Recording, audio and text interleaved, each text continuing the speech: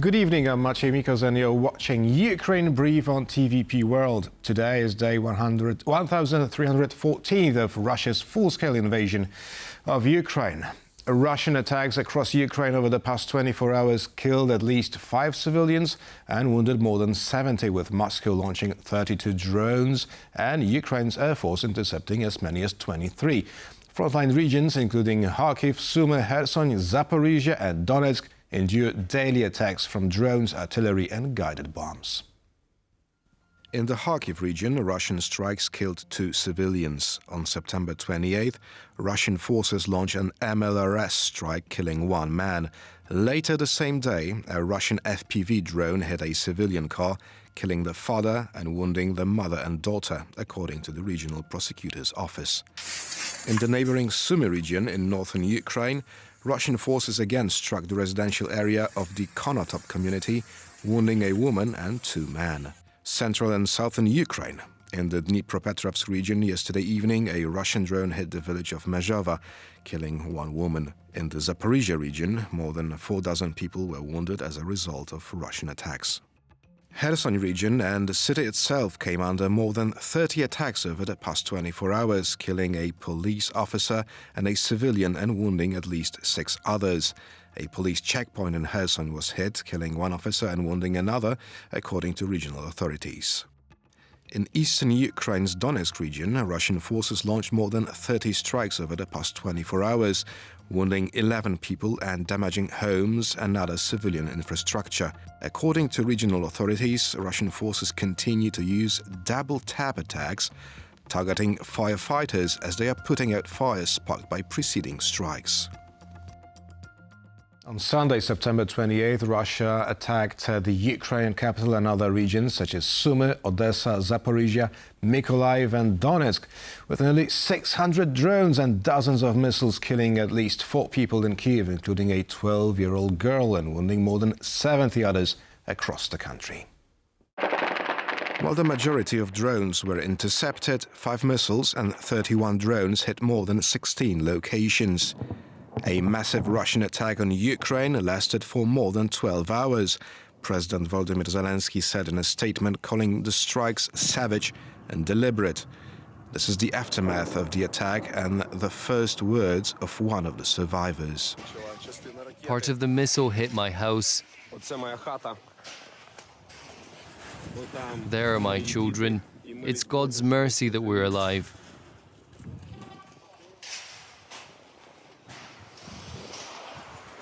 I'm truly happy that I'm alive. It's such a mercy from God, and my children are alive too. That missile hit just a few meters away. The house is gone, 2 cars are gone, but the children are alive. We're alive and intact. That's such a mercy from God.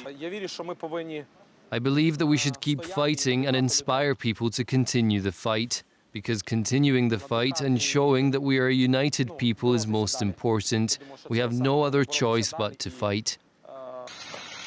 The southeastern city of Zaporizhzhia was also targeted in the September 28th missile attack, wounding at least 38 people, including 3 children, according to the regional governor.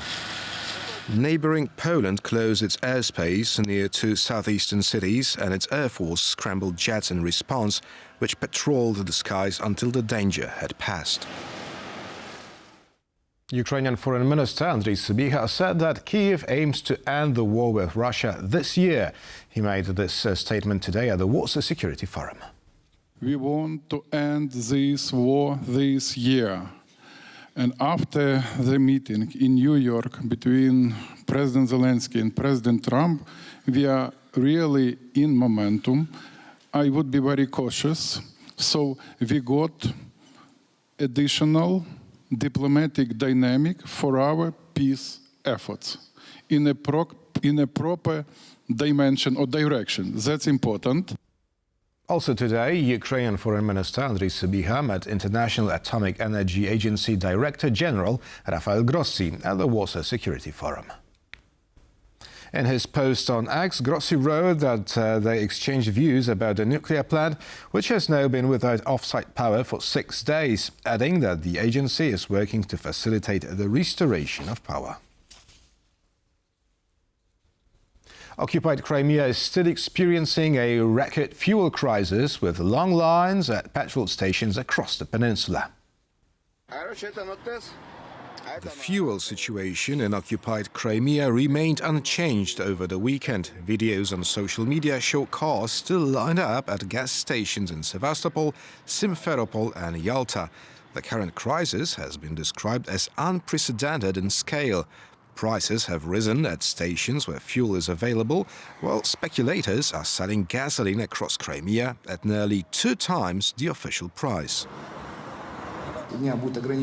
Today at 3 p.m. there will be a limit of 30 liters per person at all gas stations without exception.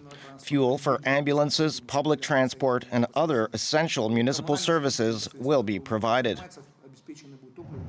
Meanwhile, clips circulating on social media show a fire breaking out today at the Feodosia oil depot. A Ukrainian FPV drone successfully took down a Russian helicopter in the Donetsk region.